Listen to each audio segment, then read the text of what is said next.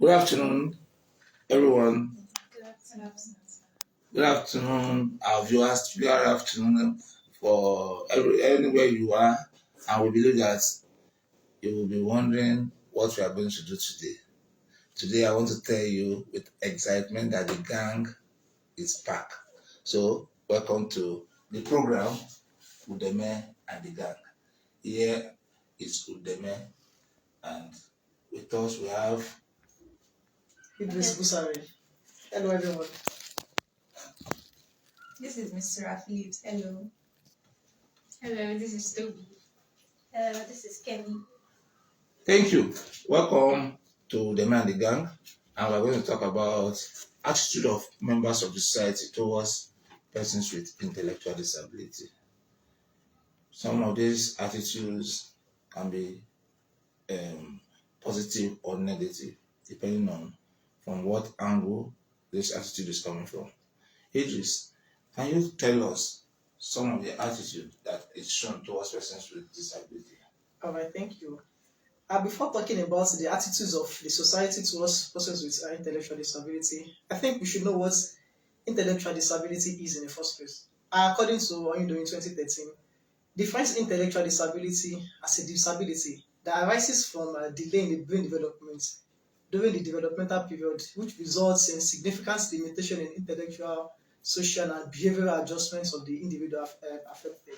So now talking about the societal attitudes towards them, stigmatization can be a reason because parents with pupils without disability, they will segregate their pupils, playing with pupils with intellectual disability, which is a societal thing that should be corrected in the society. Thank you for that. Thank you. If you say stigmatization, what other attitude has shown towards people with intellectual disability? Kemi, can you tell us? Okay, just to buttress what Idris just finished saying by giving you the definition of intellectual disability, this affects their incomplete mental development, and members of the society seeing them with incomplete mental state, they feel that this one doesn't know what they are doing. So I feel it's more of stigmatization and lack of awareness. So they feel like, I don't think my children should relate with this person. So as to not to be or act like that child in question. Oh, so as not to act as lifestyle in question. Yes. So, can you tell us, Toby, is intellectual disability, is it congenital? Is it transferable from one person to the other by touching people? And you explain that to us. Intellectual disability is not congenital. It's not transferable. It is not transferable in the sense that it happens while the baby is still during pregnancy. Stuff like that happen. Intellectual disability happens when the baby is still during pregnancy, so it cannot transfer from touching or from eating from one's food or from doing things with other people. It cannot be transferred from one person to the other as a result of eating with the person, as a result of interacting with the person. Ms. Tura, can you explain more on that? Okay, so intellectual disability it's not congenital, it cannot be transferred from one person to another. Okay, let's say in school, maybe they are in school together, they are playing together in the playing ground. We can, during inclusion, like they are in inclusion school, they can play together with pupils that have intellectual disability because they can't transfer it, like maybe they are touching themselves, holding each other's food, or maybe playing with toys together. It can be transferable from one person to another. The language is transferable and not congenital. Congenital is different from transfer. So our viewers, we are sorry for the mix-up. The mix-up is transfer.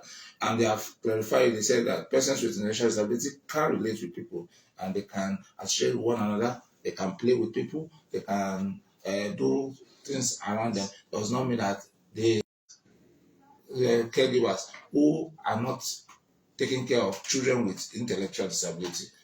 Well, the advice I can give parents as a special educator is they should be aware. They should be aware of the condition of their child with disability, because we have different classifications of pupils with intellectual disability. No, we are talking about persons without. Those people that have. What should they do towards? What is your advice to them? So there should be a relationship. There should be a relationship between parents of persons without disability with parents of a child with intellectual disability. They should work in hands together so as to have a good society. They should work together. Yeah. That means that they should relate. They should allow their children to relate with yeah. them, and then they should interact with people around them. Kemi, Yes. based on your experience as persons who is in special education, do you think that these children with intellectual disability are capable, based on your experience in recent time as a pre-service teacher who is also doing your teaching practice?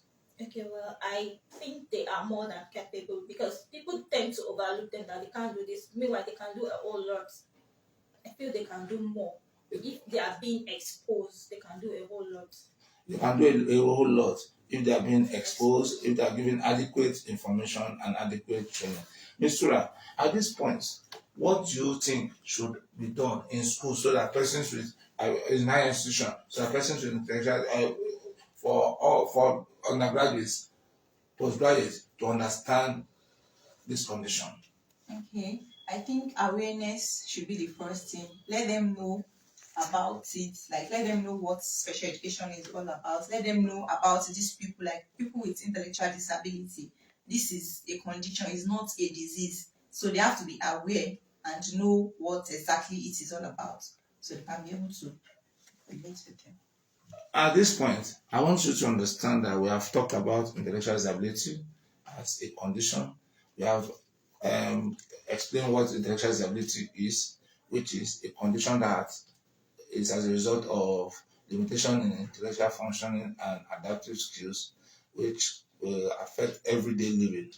And we have told our viewers that this condition will lead to segregation and stigmatization due to the attitude of persons who feel that the condition can be transferred from one person to the other. And we have advised parents to accept these children as members of the society so that we can have a society that is inclusive for learners with intellectual disability. One of us has said that they can do a lot if they are exposed. And are you willing to expose these children to the right information, to the right knowledge? And if you are ready to do that, we look up to you, we look forward to you doing your own part in your own community. Thank you for the time. Thank you for listening, and remain blessed.